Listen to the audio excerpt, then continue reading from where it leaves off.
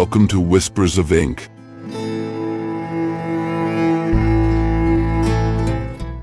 I'm Machado de Assis, and now I will read one of my stories. Let's start with the book To Live, which is part of my novels collection.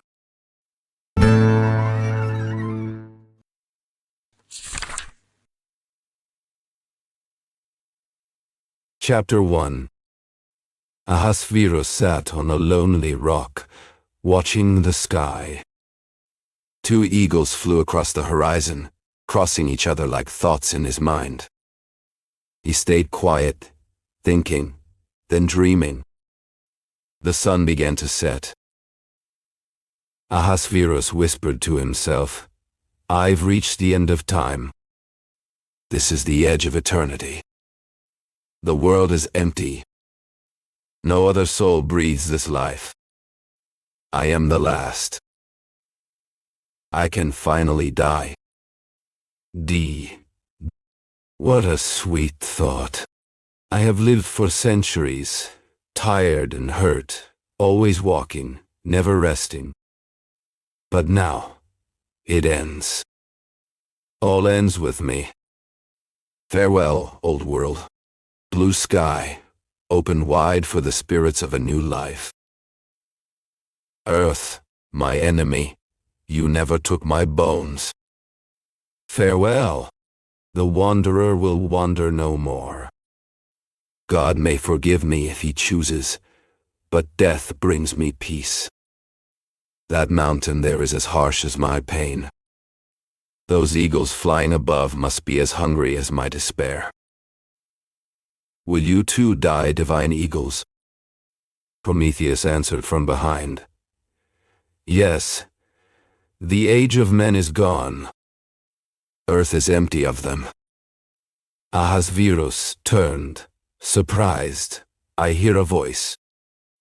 "A human voice? Merciless heavens! Am I not the last? Here he comes." "Who are you? Your eyes hold something like the secret light of the angels of Israel. You are not a man." Prometheus replied, "I am not." Ahasverus asked, "Are you of divine race?" Prometheus nodded. "You said it." Ahasverus looked away. "I do not know you." "But does it matter? You are not human. Then I can die in peace. For I am the last, and I close the door to life." Prometheus stepped closer. "Life, like ancient Thebes, has 100 gates. You close one, and others will open. Are you the last of your kind? Then a new kind will come, not made from the same dust, but from the same light. Yes, final men, the crowd of spirits will vanish forever. But their finest part will return to earth to guide all things. Time will be made right. Evil will end. The winds will no longer carry death or the cries of the oppressed. Only the song of eternal love and the blessing of perfect justice will remain. Have you ever thought about what it's like to live forever? Not just a few extra years, but forever? I'm not talking about legends or fairy tales. I mean really, truly never dying. You might think it sounds amazing. Imagine seeing everything, knowing everything, living through every age. But tell me, what's the point of seeing it all, if all you feel is emptiness? I've lived longer than I can count. I've seen the rise and fall of empires. I've walked through cities that no longer exist. I've watched people come and go, like leaves falling from a tree. And now I just want to stop. Do you know why I'm still here? Because once, long ago, I was cruel. I had the chance to help someone in pain, and I didn't. I pushed him away. He was carrying a cross, walking to his death. I told him not to stop, not to rest. I told him to keep going. And for that, I was cursed. I would never die. I would walk the earth forever. I was called Ahasverus. I lived in Jerusalem. I saw the day they crucified Jesus Christ. Since then I have seen every war, every plague, every kind of suffering. I've watched people fight, lie, betray each other. And every time I saw the same thing, people full of passion, doing terrible things, thinking they were doing good. It made me tired. Not just tired. Deeply, completely tired of life. You think you know what it means to be bored? You think you've felt it? You haven't. Not like I have. You've only lived a few years. A few decades, maybe. But I've lived thousands. And I've seen it all. Every age, every city, every ruin. And still, I walk. Prometheus looked at me with pity. You've lived more than most, he said. But that's just it. I've lived too much. He said my punishment was actually a gift. That most people only read one chapter of life. I've read the whole book. But what good is reading the whole book if you never get to close it? Prometheus looked at Ahasverus with a mix of pity and curiosity. What does one chapter know of another? Nothing. But the one who has read them all can link them and understand. Some pages are sad, yes, but others are joyful and bright. Before the tragic storm, there is laughter. Life rises from death. Storks and swallows change climates, but never leave the world behind. This is how everything fits and returns. You've seen not 10 times, not 1,000, but every time. You've seen earth's beauty heal the soul's pain, and the soul's joy fill the emptiness of the world. It's a dance, an endless rhythm of nature. She gives her left hand to Job and her right to Sardanapalus. Ahasverus frowned, his voice low and bitter. I know nothing of your life. What do you know of human life? Prometheus smiled gently. Let me laugh. Do I not know human life? Come now, eternal man, explain yourself. Tell me everything. You left Jerusalem. Ahasverus nodded slowly. I left Jerusalem. I began my journey through time. I walked everywhere, no matter the race, the faith, or the language. Sun and snow, wild and civilized people, islands, continents, wherever a man breathed. I breathed too. I never worked again. Work is a refuge, and I had none. Each morning, I found the coin of the day by my side. Look, here is the last one. Take it, for you are no longer needed. He threw the coin far away. I didn't work. I only walked. Always. One day after another, 1 year after another. All the years, all the centuries. Eternal justice knew what it did. It added eternity to idleness. Generations passed me from one to another. The languages that died kept my name hidden in their bones. As time passed, all was forgotten. Heroes turned into myths, fading in the shadows far away. History crumbled, keeping only 2 or 3 vague and distant faces. And I saw them, one way and another. Prometheus paused, then said softly, You spoke of chapters. Lucky are those who read life in just one. He walked slowly, his steps echoing like whispers in the wind. The sky was gray, heavy with the promise of rain, but no drop had yet fallen. Around him, silence. Not the kind of silence that brings peace, but the one that waits patient, cold, and full of memory. He had seen everything. Not just once, but again and again. Empires rising like giants from the dust, only to fall and rot beneath the weight of time. He had watched kings come and go, their faces blurring in his mind like ink in water. Some died with hope in their hearts, believing their kingdoms would last forever. Others left the world with their eyes full of tears, praying for a second chance. But he remained. "You don't know what it's like," he said, his voice low, almost a sigh. "To see the same things over and over. To watch joy and sorrow chase each other like the sun and moon. To see cities bloom and then burn. To hear songs of victory turn into cries of despair.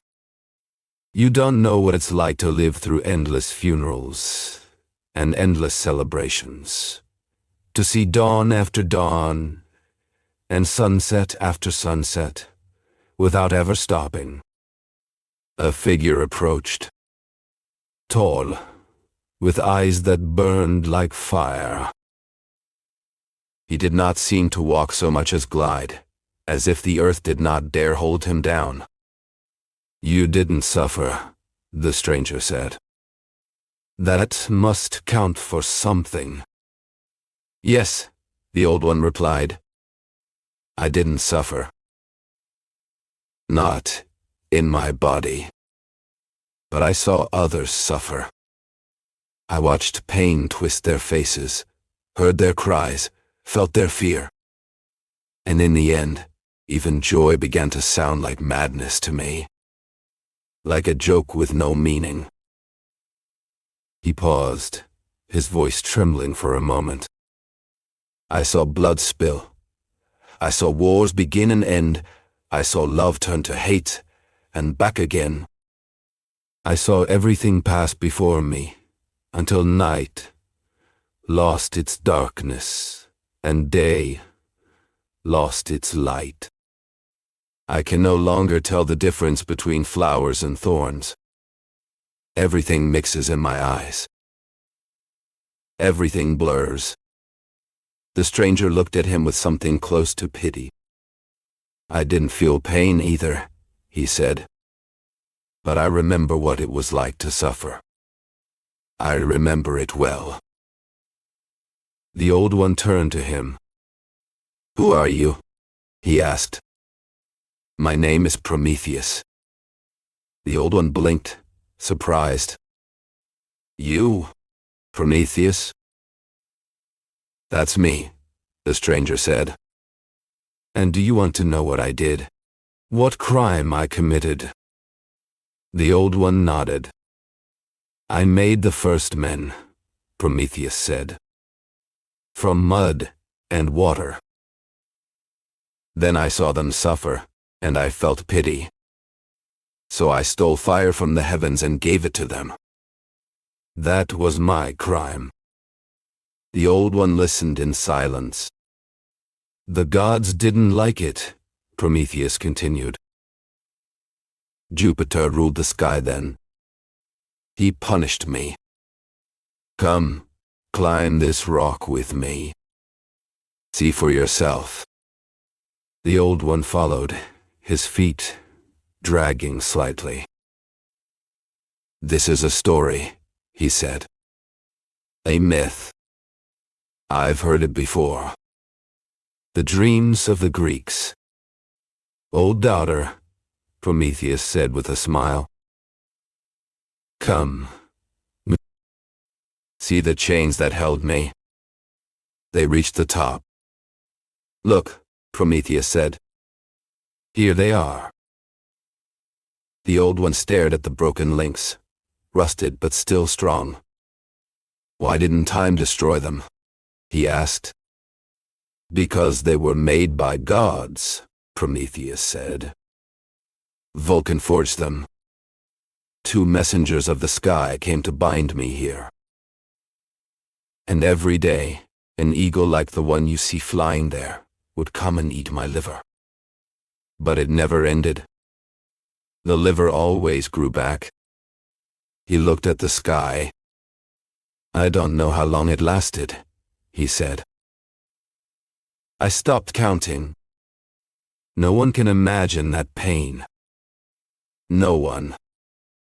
The old one stood beside him, silent, looking at the horizon. The wind blew harder now. Rain was coming. Ahasverus stepped closer, his voice trembling with a mix of anger and disbelief. You truly are him. You kept your promise?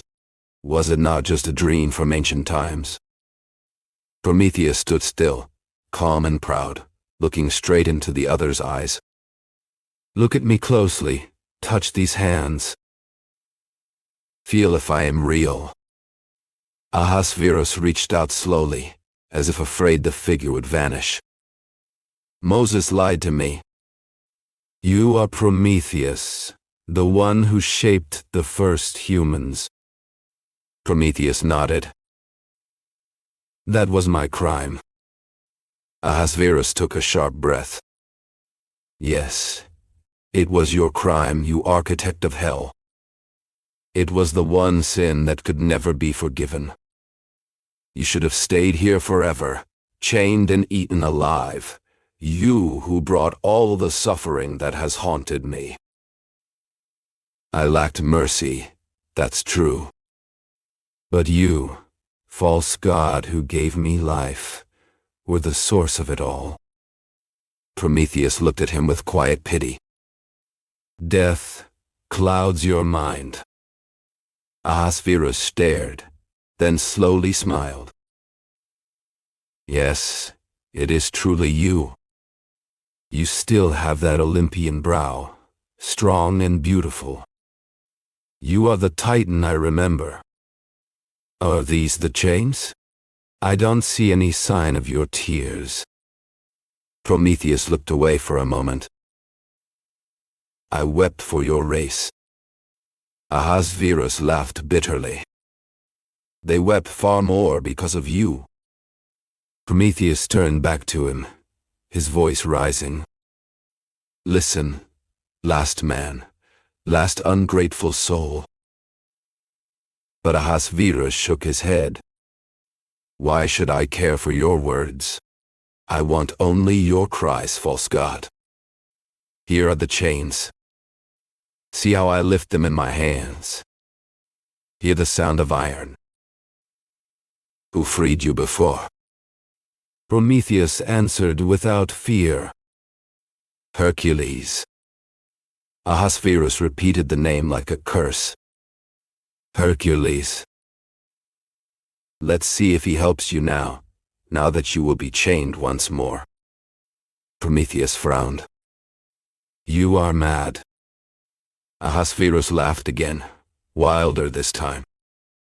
Heaven gave you the first punishment. Now Earth gives you the second and final one. Not even Hercules can break these chains. Look how I shake them in the air like feathers. It is because I carry the strength of 1,000 centuries of despair. All of humanity lives in me. Before I fall into the abyss, I will write on the stone the final words of a dying world. I will call the eagle, and she will come. I will tell her that the last man, before leaving life, leaves her a feast of gods. Prometheus took a step forward, his voice full of sorrow. Poor fool, who turns away from a throne. No, you cannot truly refuse it. Ahasverus pointed at him with a shaking hand. Now it is you who raves. Come, Kneel. Let me bind your arms. There. Good. Do not fight. Breathe hard if you must. Prometheus looked down at his bound legs, the iron chains digging into his skin beneath the jagged rocks. His breath was steady, but his voice carried the weight of centuries. Imdone, he said. It's the passions of this earth turning against me. But I, who am not human, do not know betrayal. You want to change your fate by one letter. It will happen. All of it. And you will be the new Hercules. Ahasuerus paused, his hands still on the chains. His eyes narrowed. You speak as if I should believe you, he said. I announce your glory, just as I once announced his, Prometheus continued. And you will not be less noble than he was.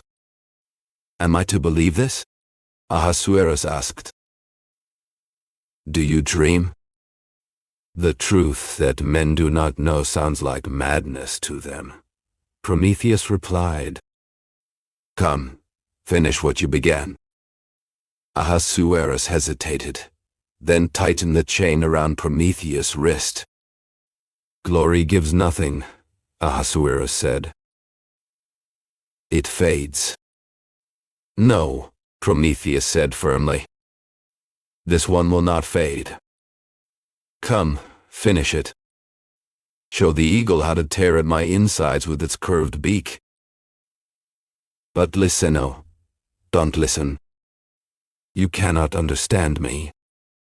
Speak, Ahasuerus said. Tell me more. The passing world cannot understand the eternal one, Prometheus said. But you will be the link between them. Tell me everything, Ahasuerus urged. I will say nothing, Prometheus said. But hurry. These wrists swell, so I do not escape. So you can find me here, when you return.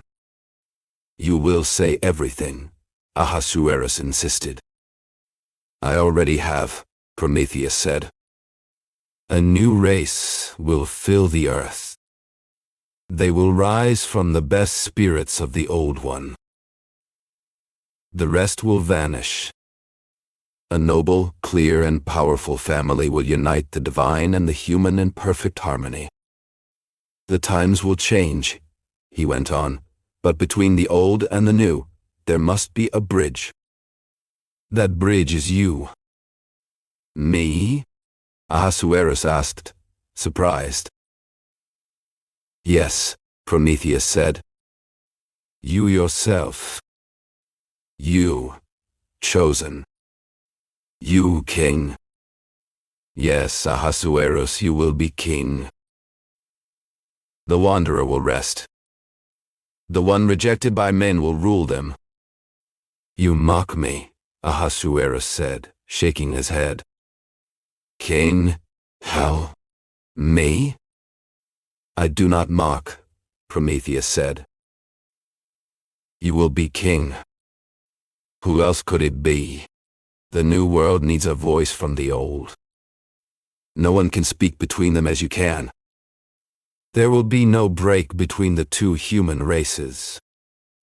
The perfect will come from the imperfect, and your mouth will tell them where they came from.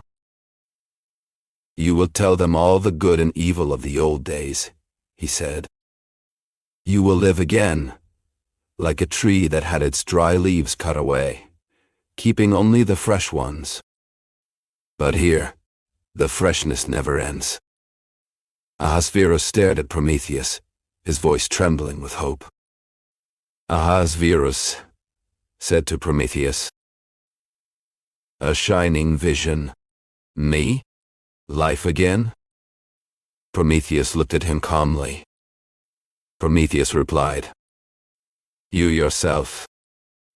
Ahasuerus pointed at his own eyes and hands. Ahasverus said. These eyes, these hands, a better life. That vision was so high, so beautiful. Titan, I understand now. The punishment was fair. But now, will I truly be free from my pain? Will I live again? Truly live? Or are you making fun of me? Prometheus stood still, his voice steady. Prometheus answered, Be patient. Come back one day, when the sky opens and new spirits descend. I will be here. Stay calm.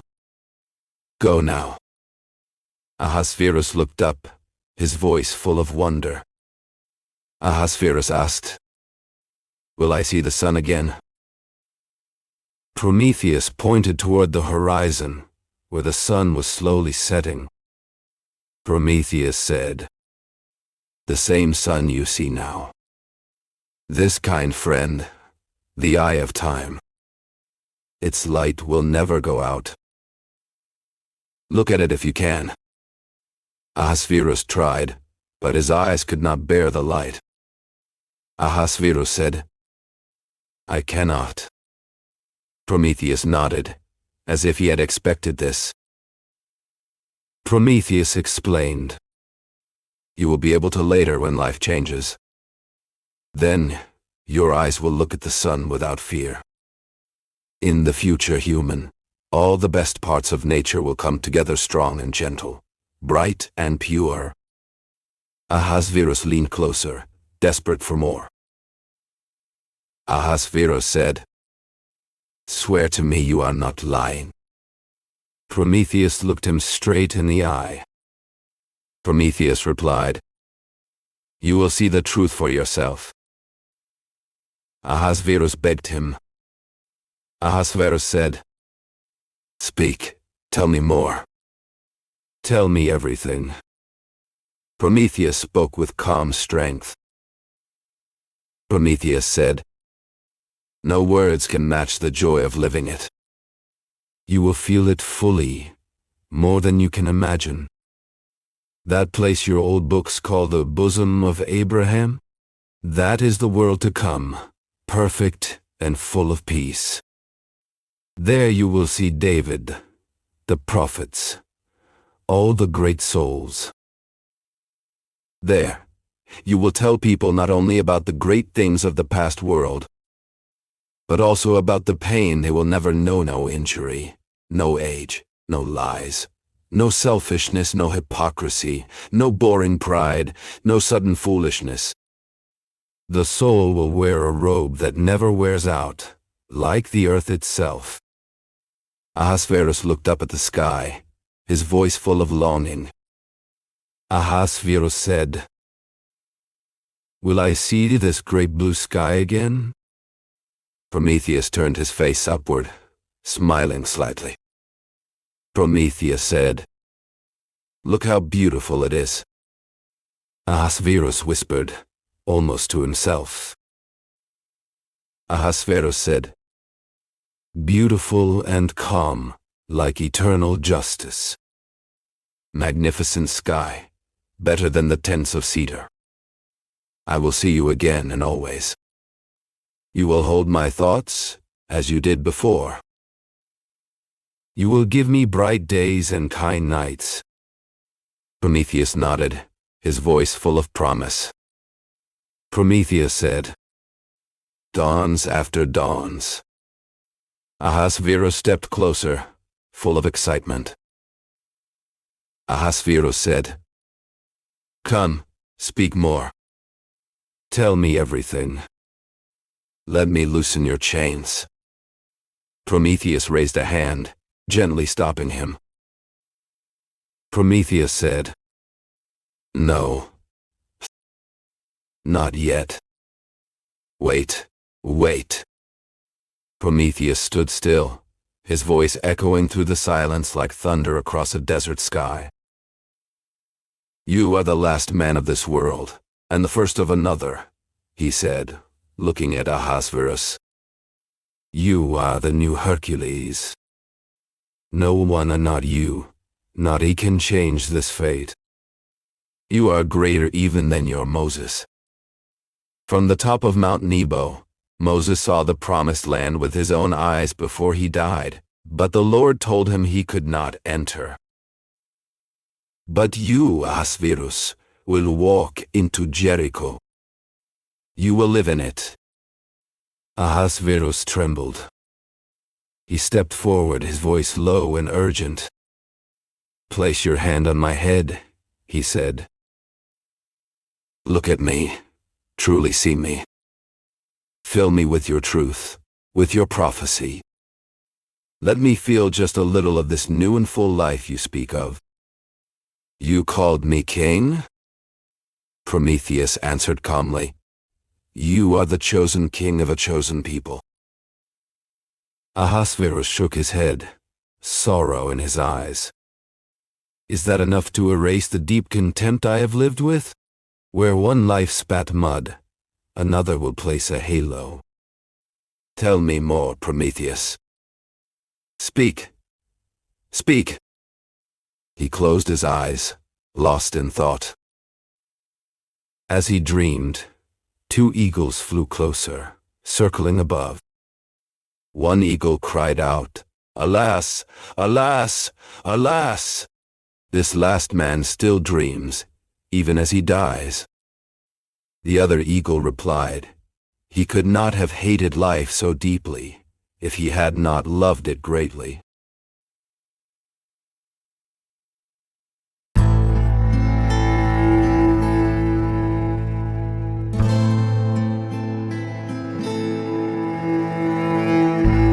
Thank you for listening so far.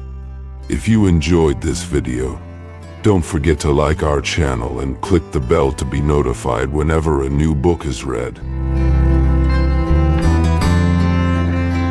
Have you heard of Machado de Assis? Machado de Assis, born in Rio de Janeiro in 1839, is considered one of the greatest writers in Brazilian literature and a master of psychological realism. He was a novelist, poet, playwright, and short story writer whose works explore the complexities of human behavior with irony, subtlety, and deep introspection. Among his most famous novels are Dom Casmurro, which questions truth and memory, and the posthumous memoirs of Brás Cubas, a satirical narrative told by a deceased man. Machado's literature often reflects the contradictions of Brazilian society, addressing issues like race, class, power, and identity in a sophisticated yet accessible style. Despite being born into poverty and facing racial prejudice, Machado de Assis rose to become the president of the Brazilian Academy of Letters and a symbol of literary excellence. His sharp wit and profound observations about society and the human soul make his works timeless and universally relevant. Today, he is recognized not only as a Brazilian icon, but also as a world-class author whose legacy continues to influence generations of writers and thinkers. Machado de Assis shows us that literature can be both elegant and critical, intimate and universal, humorous and profound. His stories remain as powerful and thought-provoking today as they were more than a century ago. Machado is a treasure of world literature, and through his voice, we discover the infinite layers of the human experience.